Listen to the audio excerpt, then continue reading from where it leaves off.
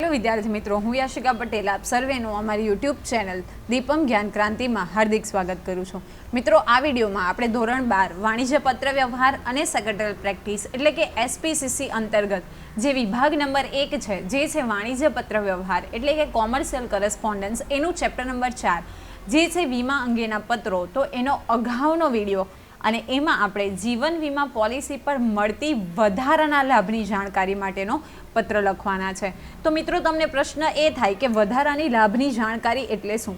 ઘણી વખત એવું હોય કે આપણે કોઈક એક્સિડન્ટનો વીમો કરાવ્યો હોય તો આકસ્મિક સંજોગોમાં મૃત્યુ થઈ જાય, અથવા તો આપણે જ્યારે અકસ્માત થાય અને જો આપણે પોસ્ટમોર્ટમ એ દરમિયાન આપણું મૃત્યુ થાય અને પોસ્ટમોર્ટમ રિપોર્ટના આધારે પુરવાર થઈ જાય કે આપણું ખરેખર મૃત્યુ થયું છે અને આ કન્ડિશન ફોલો થાય છે, તો આપણે જે નિયમિત પ્રમાણે જે પ્રીમિયમ ચૂકવ્યા છે તો એ પાકતી તારીખ જે હોય એમાં બોનસ અથવા તો વધારાના રકમ પણ મળે.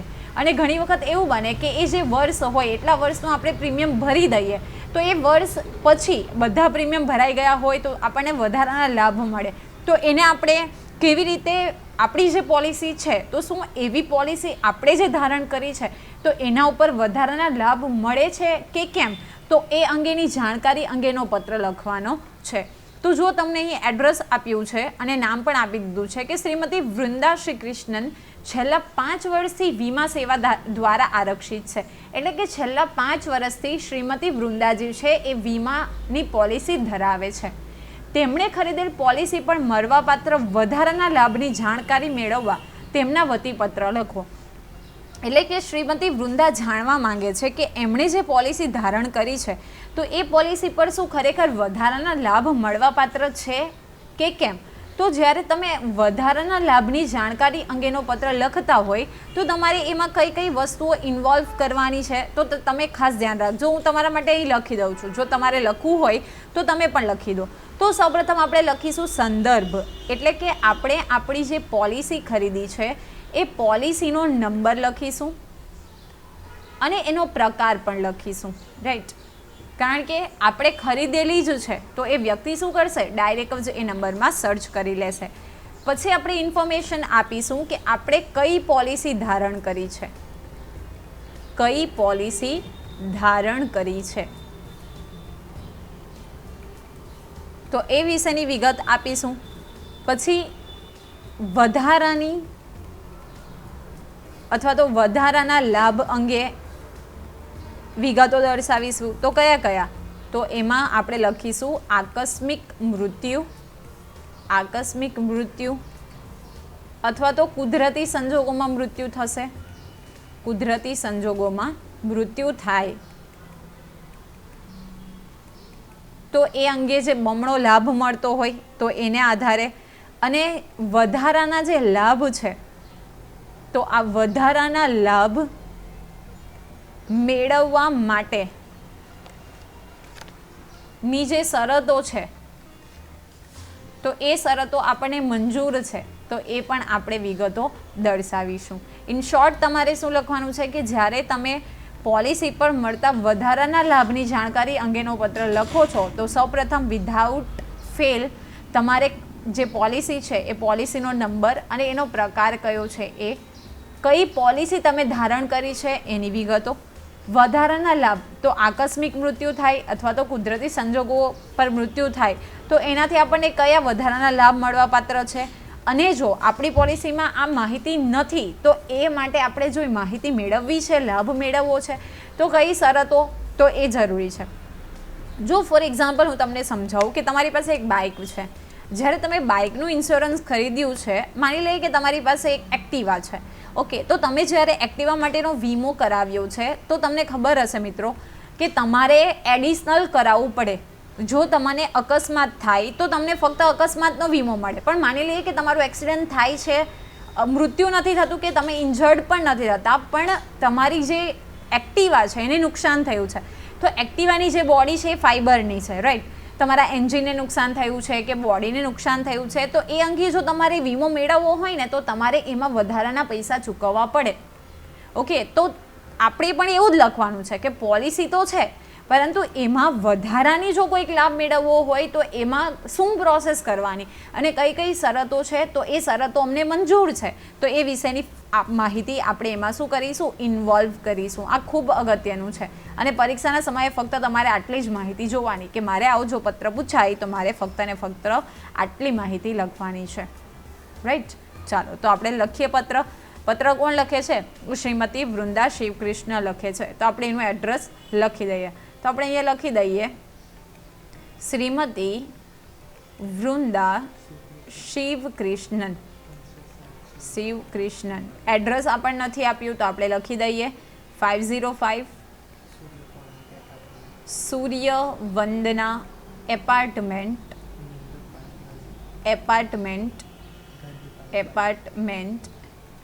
કોઈક લોકેશન લખી દઈએ કે ગાંધી પાર્ક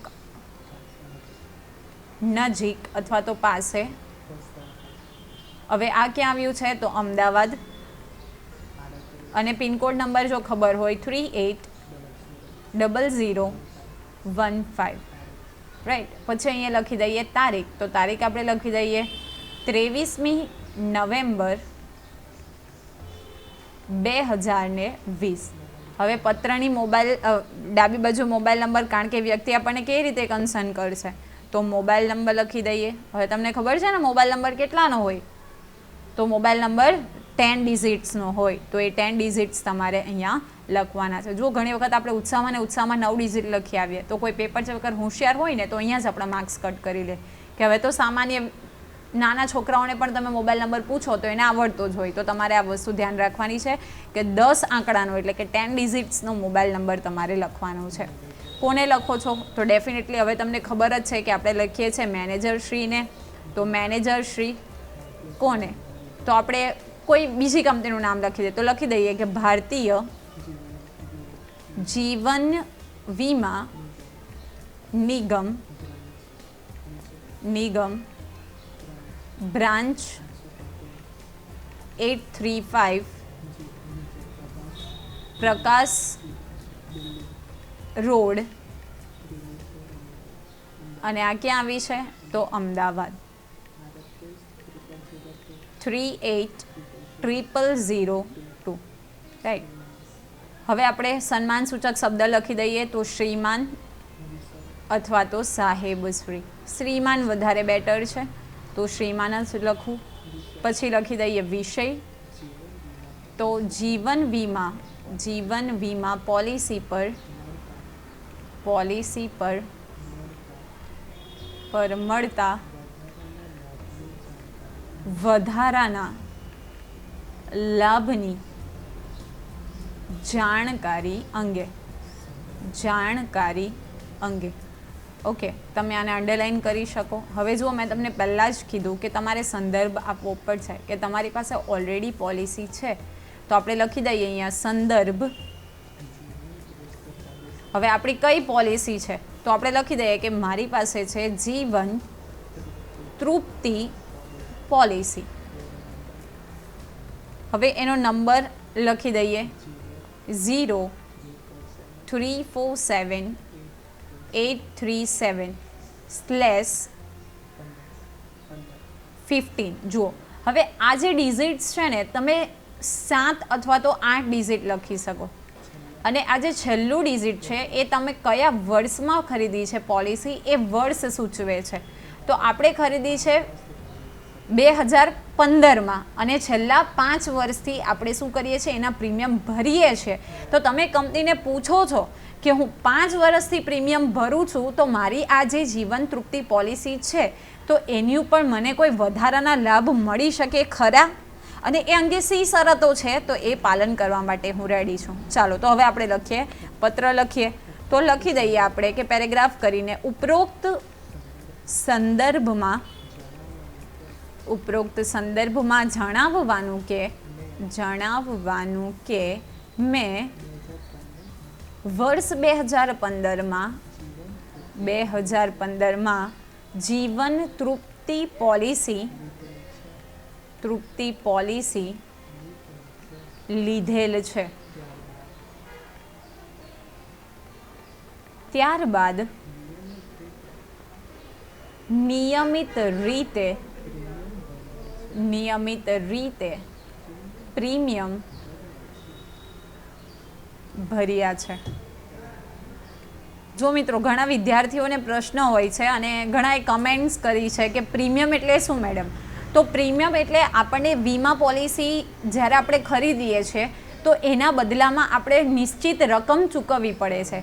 તો પર 3 મહિના હોય, પર મંથ હોય, અર્ધવાર્ષિક એટલે કે 6 મહિનાએ હોય, વાર્ષિક હોય એટલે કે 1 વર્ષ, તો આપણે એ સેવા એટલે કે વીમા સેવાના બદલામાં જે ચોક્કસ રકમ ચૂકવીએ છીએ ને એને આપણે પ્રીમિયમ તરીકે ઓળખીએ છીએ. ઓકે, ચાલો હવે પેરેગ્રાફ કરી દઈએ કે મને જાણવા મળ્યું છે કે એકવાર ખરીદેલ પોલિસીમાં વધારાના લાભ પાછળથી ઉમેરવા શક્ય છે. ઉપર જણાવેલ પોલિસીમાં એટલે કે આપણે જે જણાવ્યું એ નંબરમાં તો ડબલ એક્સિડન્ટ બેનિફિટ નો લાભ ઉમેરાવવો શક્ય છે ખરો કે કેમ તે જણાવશો. એટલે આપણે ખરીદી છે તેમાં સિંગલ એક્સિડન્ટ બેનિફિટ છે, તો ડબલ એક્સિડન્ટ બેનિફિટ જો ઉમેરાવો હોય તો શક્ય છે કે કેમ, તો તે અમને શું કરશો? જણાવશો. વીમા પોલિસીની મુદત દરમિયાન પોલિસી ધારક એટલે કે જેની નામે પોલિસી છે એ, તો પોલિસી ધારકનું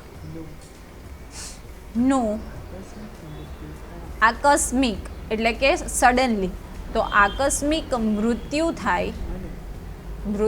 થાય અને પોસ્ટમોર્ટમના રિપોર્ટ દ્વારા, હવે તમને એમને પોલિસીની રકમ પાછી નહીં મળે, તમારે લીગલ પ્રોસેસ કરવી પડે.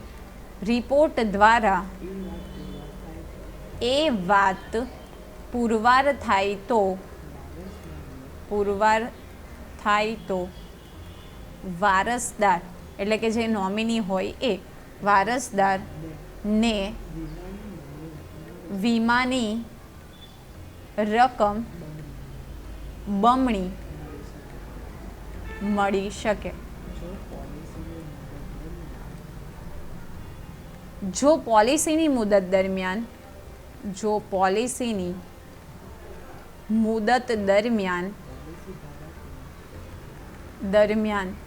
પોલિસી ધારકનું સામાન્ય સંજોગોમાં મૃત્યુ થાય અને બધા પ્રીમિયમ નિયમિત રીતે ચૂકવાયા હોય તો તે સંજોગોમાં પોલિસીની પાકતી તારીખે વીમા કંપની બોનસ ઉપરાંત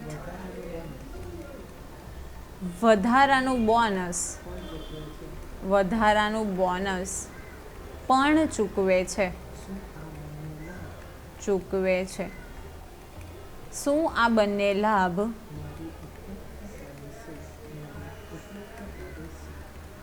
મારી ઉપરોક્ત પોલિસી માટે મળવા પાત્ર છે? Question mark. હવે પેરેગ્રાફ કરીને લખીએ. હું જીવન વીમા પોલિસી પર મળતા વધારાના લાભ લેવા ઈચ્છું છું. હવે એ માટે જો કદાચ વધારે પ્રીમિયમ ભરવું પડે તો આપણે ભરવું પડશે. તો એ માટે પ્રીમિયમની રકમમાં થતો વધારો મને મંજૂર છે. કામકાજના દિવસ દરમિયાન એટલે કે વર્કિંગ ડેઝ તો દરમિયાન આપ જ્યારે બોલાવશો ત્યારે આવી જરૂરી કાર્યવાહી હું પૂર્ણ કરીશ. આપના તરફથી ઝડપી પ્રત્યુત્તરની અપેક્ષા છે. પછી આપણે લખી દઈએ આભાર અને પછી અહીંયા લખી દઈએ આપની વિશ્વાસુ સાઇન કરી દઈએ અને લખી દઈએ વૃંદા શ્રી કૃષ્ણ. જો કહેવાનો મતલબ એવો છે કે આ વૃંદા નામની વ્યક્તિ એ છે એણે પોલિસી ધારણ કરી છે તો એનું આકસ્મિક મૃત્યુ થાય અથવા તો પોલિસીની મુદત દરમિયાન એટલે કે જો પોલિસી 10 વર્ષની હોય તો એ દરમિયાન એમનું મૃત્યુ થાય તો એમના જે વારસદાર છે ઓકે તો એને બમણી રકમ ચૂકવવી પડે એવો રૂલ છે. ઓકે મતલબ એવું કોઈક પોલિસી છે તો એ પાકતી તારીખે વીમા કંપની બોનસ તો ચૂકવે જ અને વધારાનું પણ બોનસ ચૂકવે. તો એ માટે વૃંદા જે છે એ ઇન્ક્વાયરી કરવા માંગે છે કે એના માટે જે વધારાના લાભ છે તે એમણે જે ધારણ કરેલી છે એ પોલિસી પણ મળવા પાત્ર છે કે કેમ, અને એ માટે જો વધારાનું પ્રીમિયમ ભરવું પડે તો એ પ્રીમિયમ ભરવા માટે પણ તૈયાર છે. તો તમે આવી રીતે પત્ર લખી શકો. આશા રાખું મિત્રો કે તમને આમાં સમજ પડી ગઈ હશે અને જો તમને આ વિડીયો પસંદ પડે તો લાઇક કરો, શેર કરો અને હા અમારી ચેનલને જરૂરથી સબસ્ક્રાઈબ કરો. ત્યાં સુધી હું રજા લઉં છું. Take care, good bye, thank you and have a nice day.